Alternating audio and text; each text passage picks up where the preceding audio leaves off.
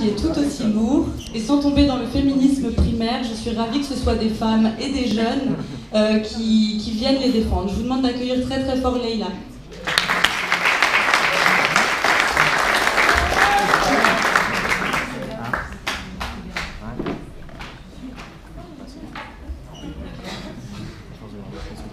Aujourd'hui, si je monte sur scène, je ne suis pas sûre de gagner le concours, mais j'ai un message à vous faire passer. Si vous recevez mon message, ça sera ma plus belle victoire. Je vais vous raconter une histoire. C'est l'histoire d'une personne, et je suis sûre que vous connaissez tous une personne comme celle-là dans votre entourage. C'est quelqu'un de joyeux, qui aime s'amuser et prendre du bon temps avec ses proches. Ce qu'il aime par-dessus tout, c'est aller au restaurant et découvrir de nouvelles saveurs. C'est aussi un très grand fan de musique. Il écoute autant la variété française que le rap. Il est tourné vers les autres, généreux et répond toujours présent quand on l'appelle. C'est ce qui fait qu'il est aimé de tous. Bien sûr, il a aussi des défauts, comme le fait d'arriver souvent en retard, mais il veut tellement bien faire qu'on ne peut pas lui en vouloir. Son plat préféré, c'est les lasagnes, mais il n'a jamais su en préparer. C'est pas un très grand cuisinier, mais il fait les meilleurs omelets du monde. Il adore le Nutella, mais il essaie d'en manger moins depuis qu'il s'est mis au sport. Enfin bref, c'est quelqu'un de sain, et c'est pour ça qu'on l'aime. Aujourd'hui, c'est son anniversaire. Il ne sait pas encore, mais tous ses proches l'attendent au restaurant, où il lui réserve une très grande surprise. Il emprunte une ruelle, il prend un raccourci,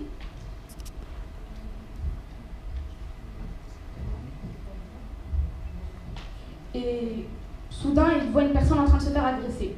Sans réfléchir, il fonce vers l'agresseur.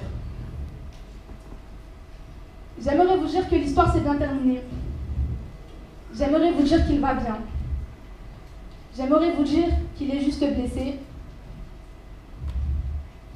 J'aimerais vous dire qu'il est gravement blessé.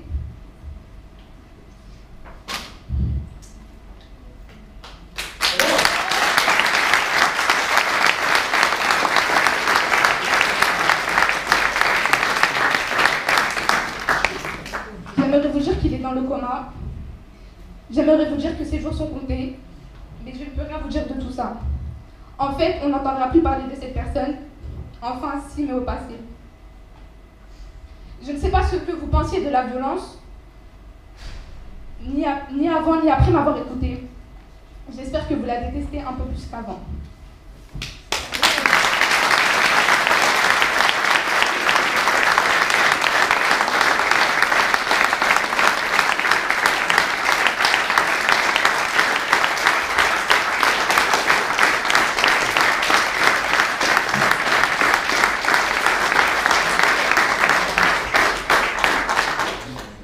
C'est difficile d'intervenir quand il y a autant d'émotions, mais est-ce que quelqu'un voudrait éventuellement prendre la parole, faire un commentaire ou discuter de l'intervention? Aïda? Moi j'ai envie de dire qu'à partir du moment où on a envie de pleurer, c'est que le message est passé. C'est tout. Voilà, bravo.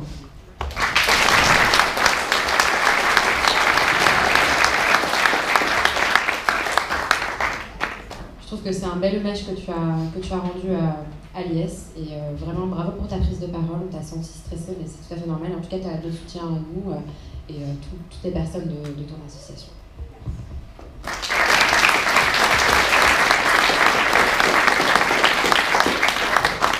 Juste, je souligne en fait ce qui m'a marqué, c'est le fait que tu as vécu en fait ton récit. Et au départ, tu es arrivé très enjoué, avec un grand sourire, ton joli visage en plus, donc on est saisi par ça. Et au fil de l'histoire, voilà, on sent l'émotion qui te gagne et tu nous as complètement emporté en fait. Et bravo, parce que ça m'a extrêmement touché. Bravo, franchement.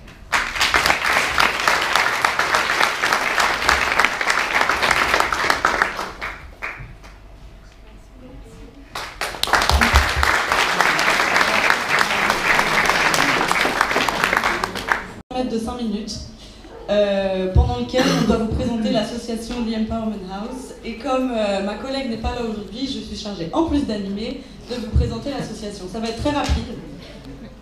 Depuis qu'on vient ici, il y a beaucoup de gens qui nous disent « Empower quoi ? C'est quoi ton truc ?» Et en fait, notre truc c'est ça. C'est tous les gens qui osent, tous les gens qui vont se lever, tous les gens qui ont la boule au ventre, qui vont être stressés, mais qui vont quand même venir sur scène et qui vont quand même dire ce qu'ils ont à dire.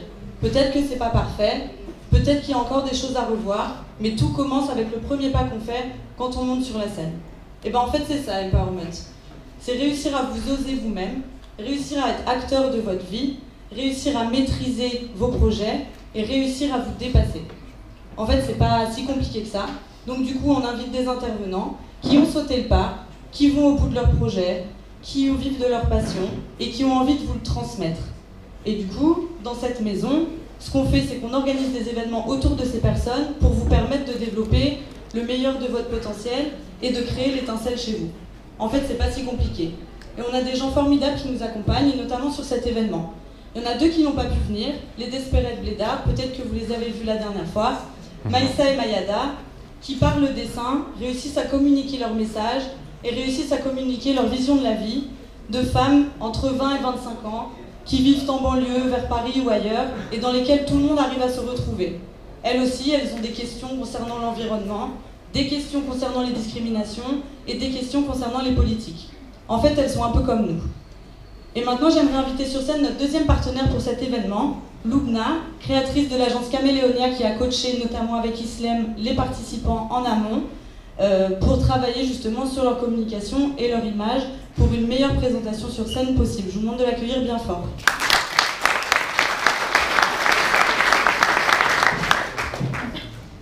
Rebonsoir à tous. Je suis ravie d'avoir été invitée par Sarah sur cet événement ce soir. Alors pour la petite histoire, moi je suis directrice des ressources humaines et également professeure de communication. À force d'expérience, et forte de 11 ans d'expérience, j'ai toujours eu ce truc pour aider les gens.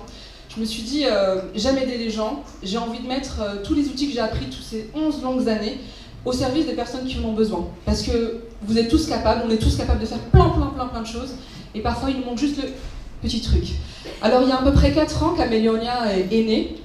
Caméléonia est une agence de coaching en image et communication, où on apprend à se dépasser, où on apprend à se challenger, à performer, où on ose en fait, où on ose essayer, parce que bien souvent, on se sent jamais prêt, mais en réalité, on n'est jamais vraiment prêt. Donc il faut oser essayer, on se lance et puis après, au fur et à mesure, on ajuste et puis on y arrive toujours. Et aujourd'hui, c'est une formidable expérience qu'on a puisqu'on se nourrit tous les uns des autres. On est tous issus de domaines complètement différents et puis quelque part, on se rejoint quand même sur pas mal de choses. Sur l'éloquence, pour revenir quand même sur le sujet d'aujourd'hui, moi j'ai eu de très grosses surprises sur les jeunes qu'on vient juste de voir et on les a pas encore tous vus, vous allez voir, il y a encore plein de surprises. L'éloquence, on leur a dit oui, c'est l'art de convaincre. Mais ils se sont dit, mais convaincre, pourquoi faire? On peut dire, j'ai rien à convaincre. Et pourtant, tous les jours au quotidien, on veut convaincre son ami à nous suivre pour aller sur une activité, on veut convaincre son banquier à obtenir un prêt. On convainc tous les jours, on veut plaire tous les jours. Et ces jeunes-là, ils veulent vous convaincre aujourd'hui de les suivre. Et vous allez voir de belles surprises et je sais que pour eux, ça va être l'occasion. Cette petite impulsion, ils vont l'avoir ce soir, et grâce à nous tous et grâce à vous surtout. Donc voilà, je suis ravie en tout cas d'être là ce soir parmi vous. Merci.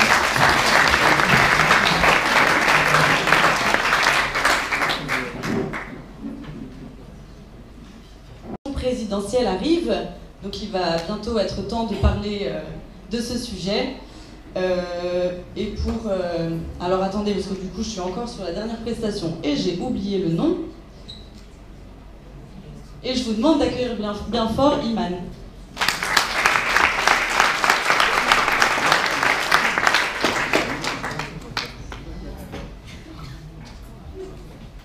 Chers membres du jury, cher auditoire, bonsoir. J'espère me montrer à la hauteur devant cette assemblée. J'ai l'honneur aujourd'hui de vous présenter un sujet qui me tient à cœur. Est-il juste de condamner pour l'exemple? Condamner, c'est déclarer qu'un acte est répréhensible, blâmable, et que son auteur est passible d'une peine. La condamnation pour l'exemple contrevient aux droits de l'homme et du citoyen, qui dit, je cite, « La loi ne doit décerner que des peines strictement et évidemment nécessaires. Les peines doivent être proportionnées au délit et utiles à la société. » Il est donc strictement interdit de condamner lourdement pour dissuader la population. Mettons-nous dans la peau d'une personne partisane à la condamnation pour l'exemple. Oui, il faut condamner pour l'exemple. Cependant, revenons sur un fait de l'actualité, l'apologie du terrorisme. Après les attentats de Paris, qui ont marqué nos esprits, certaines personnes tiennent des propos injustes, des avis encourageant le terrorisme. Après ces derniers massacres, les procédures pour apologie d'actes terroristes se multiplient, au risque parfois de sanctionner de manière expéditive et de manière disproportionnée au délit.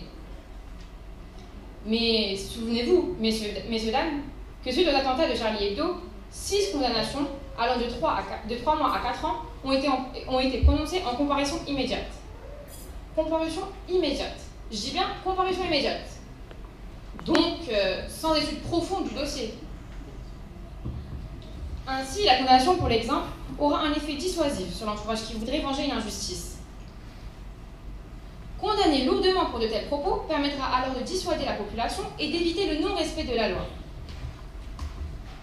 Prenons un exemple de la vie quotidienne. Admettons qu'un de vos proches, un de vos amis, fasse un excès de vitesse et qu'il renverse des personnes et qu'il est condamné d'une lourde peine, voire même la peine de mort. Il ne faut pas se mentir à soi-même. Il est sûr que ça nous servira d'exemple pour ne jamais reproduire cette erreur, par crainte de subir la même peine. Moi, personnellement, je dis non à la condamnation pour l'exemple. Quelle justice utiliserait une condamnation pour l'exemple? Eh bien, moi, je dirais une justice faible. Vous savez, la condamnation pour l'exemple existe depuis longtemps. Preuve en est, le maître de la littérature, Victor Hugo, en a consacré toute une œuvre à ce sujet. Le dernier jour d'un condamné. Ce roman retrace la vie d'un homme qui exprime ses sentiments sur sa vie antérieure et ses états d'âme. Il se fera exécuter sous la clameur du peuple, qui voit sa mort comme un spectacle. Vous vous imaginez l'ampleur de ce sujet? La mort devient un spectacle. Il n'est pas si loin le temps où la guillotine offrait un spectacle gratuit et divertissant. On pouvait limite regarder ça en famille, n'est-ce pas? C'est limite comparable à l'émission de Michel Drucker, Vivement Dimanche. Finalement, l'existence de ces condamnations pour l'exemple permet de lutter contre toute contestation, au non-respect des lois, crimes ou délits mineurs. Les opposants, les criminels potentiels, savent ce qui les attend, s'ils contestent l'autorité politique. Néanmoins, j'affirmerai que les exécutions pour l'exemple pratiquées par certains États ne font pas réfléchir les éventuels criminels sur ce qu'ils encourent. Non sans provocation, je prendrai l'exemple de la plus grande puissance mondiale, qui se prétend être une démocratie. Vous m'avez compris, je parle bien des États-Unis d'Amérique, dont le nombre de condamnations à mort est exorbitant. Au nom de la justice, on torture, on tue pour dissuader des criminels de tuer, mais des crimes continuent d'être perpétrés. Au nom de la justice qui n'est pas une science exacte, on tue aussi des innocents. Au nom de la justice, on torture physiquement et on torture moralement les condamnés, mais aussi leurs familles. La prison devrait suffire. Il n'est pas nécessaire de déployer des condamnations mortelles seulement pour l'exemple. Et surtout, cela n'aurait pas cet aspect irrévocable qu'à la mort. Ces actes ne sont pas justes. Ils pervertissent la justice. Je suis contre la condamnation pour l'exemple. Je suis pour une justice équitable. Et comme on dit, ne fais pas autrui ce que tu ne veux pas qu'on te fasse. J'espère vous avoir apporté mon avis, l'avis d'une adolescente encore hésitante et qui commence à s'ouvrir sur le monde. Merci pour votre écoute. C'est beaucoup trop facile de demander directement à Osni d'intervenir. Oui. J'ai une question, c'est pourquoi vous avez choisi ce sujet? Parce qu'on en voit de plus en plus dans la vie quotidienne, par exemple en cours des fois. Et je voulais y travailler. Parce que c'était intéressant de voir les deux aspects, ceux qui sont pour et ceux qui sont contre. C'est à la place des deux personnes, enfin des deux. Par rapport à la justice, en fait, pourquoi ce sujet vous faites du droit, enfin j'ai. Non, je ne fais pas de droit, je suis pour le lycée. D'accord. Et du coup, en fait,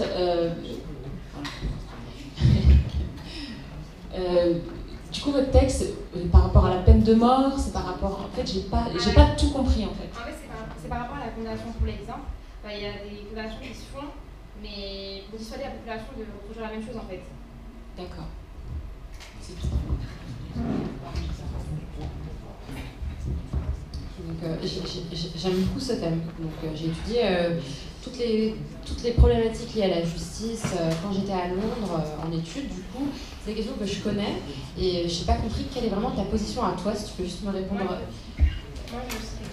Toi, tu es contre la condamnation pour l'exemple. Ok, c'est voilà. Vous disais tout à l'heure, l'orateur doit me convaincre. Moi, je suis pas forcément convaincue par tes arguments. Après, j'ai trouvé que tu as cherché des points théoriques, un peu philosophiques, et des exemples dans l'histoire, que tu as pris des pays. Donc, c'est intéressant de mettre tout ça en perspective et d'avoir une opinion à ton âge. Je sais pas quel âge tu as, mais si te laisser, tu vas avoir moins 18, 17, non. Ok, d'accord. Mais c'est bien de défendre ton point de vue, c'est bien de prendre position. Je pense que tu aurais dû prendre position plus clairement afin de nous amener à te suivre à la fin. Tu vois, tu es dans un discours un peu politique et tu dois nous convaincre. Donc tu dois un petit peu plus affiner. Tu ne dois pas forcément expliquer le point de vue adverse, ce que tu as essayé de faire. Il faut que tu expliques ton point de vue. Et quand tu l'expliques, tu anéantis de façon logique le point de vue adverse en disant voilà, la peine de mort, c'est pas bien parce qu'on tue des gens, c'est inhumain. Après, moi je peux te répondre, mais si tu emprisonnes les gens toute leur vie, c'est quoi l'humanité dans la prison sans sortir, donc life without parole, etc. Donc il faut que tu arrives à, pour plus tard, tu seras face à des personnes, quand tu seras en train d'essayer de convaincre quelqu'un, de réussir cette méthodologie dans ta façon de convaincre et de persuader les autres. Mais c'était très bien.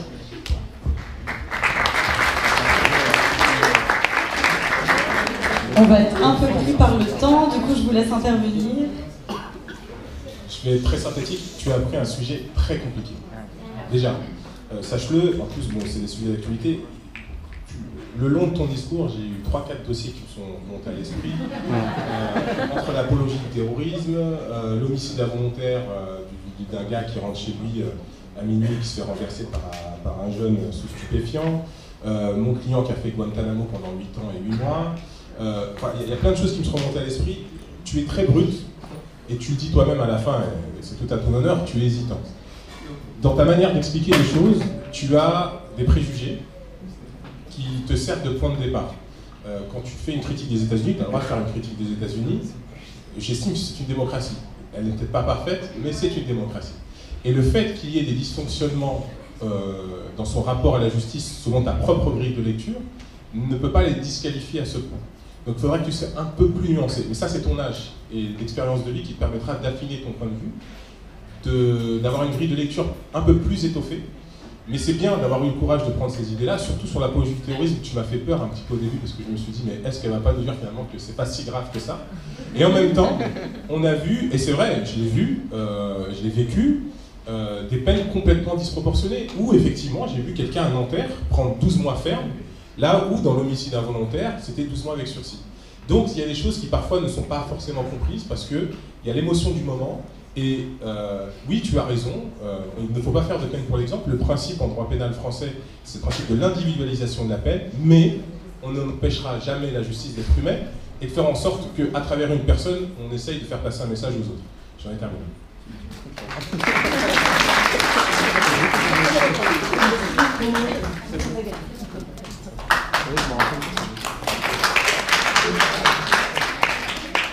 On va continuer sur les sujets d'actualité qui cette fois-ci va être traité de manière assez originale. Je vous demande d'accueillir Yazid.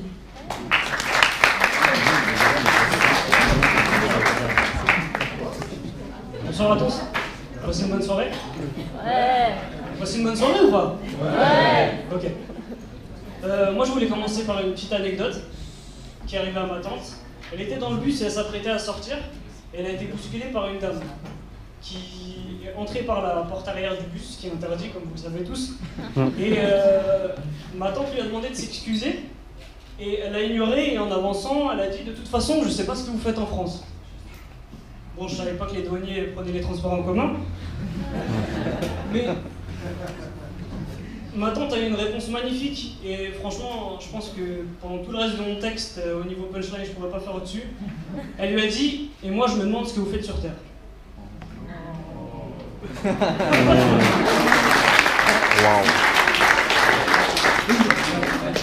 Merci pour elle aussi.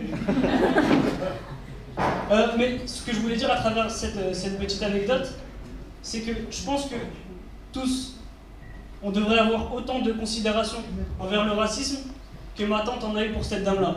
Ce que je veux dire, c'est pas de penser que le racisme n'existe pas, ou bien que c'est pas grand-chose, c'est pas très grave, mais je discute avec des gens, on échange, et je trouve que, surtout parmi les jeunes de quartier, ça occupe vraiment une grande place, et ça occupe vraiment nos esprits. Et vous allez peut-être me répondre, oui, il y a la discrimination à l'emploi, il y a le contrôle aux faciès, etc. Oui, c'est clair que ça existe, on ne peut pas l'ignorer. Mais moi, je voudrais vous partager ma vision des choses. Je pense que la vie, c'est un peu comme un 100 mètres haies, admettons, et que le racisme, c'est juste un obstacle parmi tant d'autres.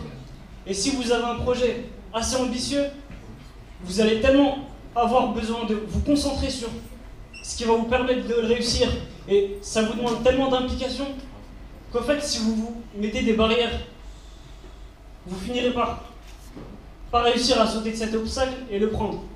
Et dites-vous juste que le racisme, en fait, c'est juste un obstacle parmi tant d'autres, et il y en a tellement. Et qu'est-ce que je voulais dire après?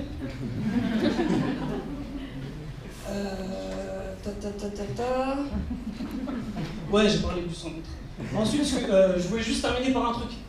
J'ai lu sur internet que pour mettre fin au racisme, il fallait être à la fois noir, blanc et asiatique comme un panda.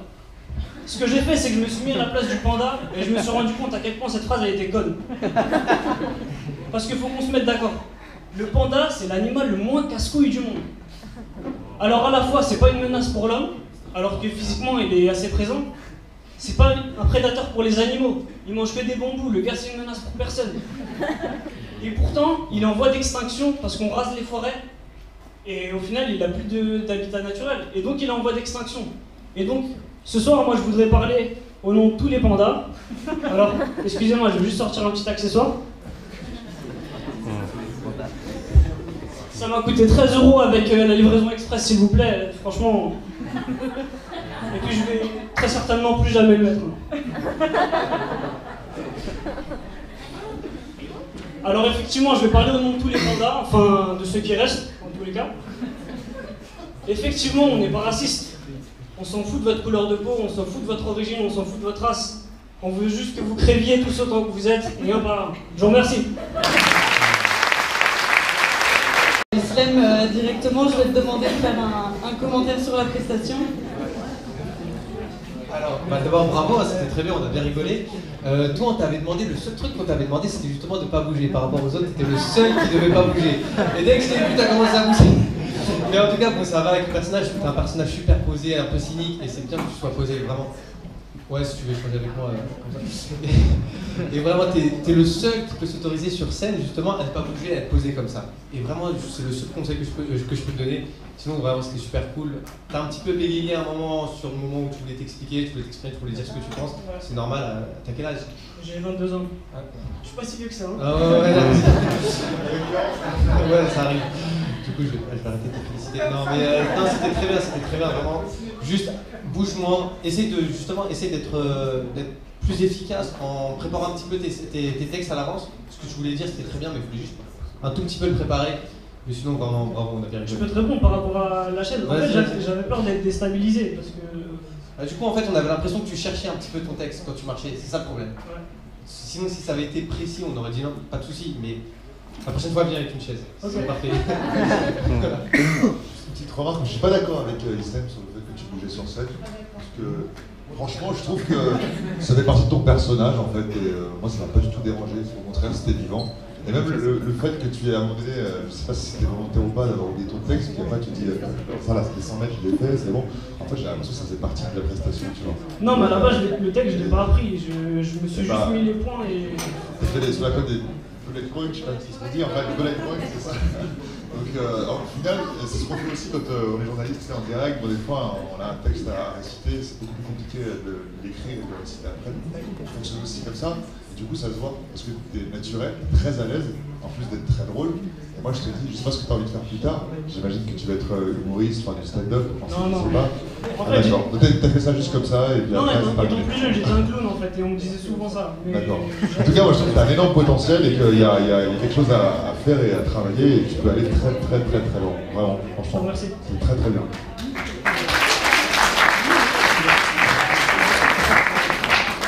Yazid, je me rappelle de toi il y a 15 jours. Il était arrivé sans texte, un peu perdu, genre je sais pas ce que je fais là.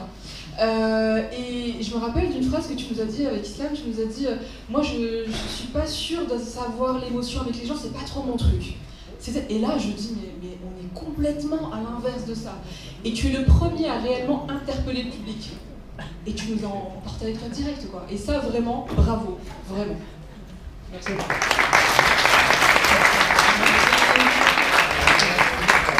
À la présentation d'un concours. Je voulais juste vous dire un petit mot, c'est pas pour t'afficher Yazid, mais il a participé au dernier concours qu'on a organisé, au concours d'entrepreneuriat, et il est parti du concours d'entrepreneuriat en disant « J'étais hyper stressé, je suis déçu de ma performance, je n'ai ressorti aucune émotion. » Et c'est juste pour vous expliquer que quand on ose, et quand on persévère, et quand on n'abandonne pas, il suffit de 2 passages sur scène pour avoir un progrès formidable. Et donc c'est pour ça que nous sommes tous là aujourd'hui, donc merci Yazid.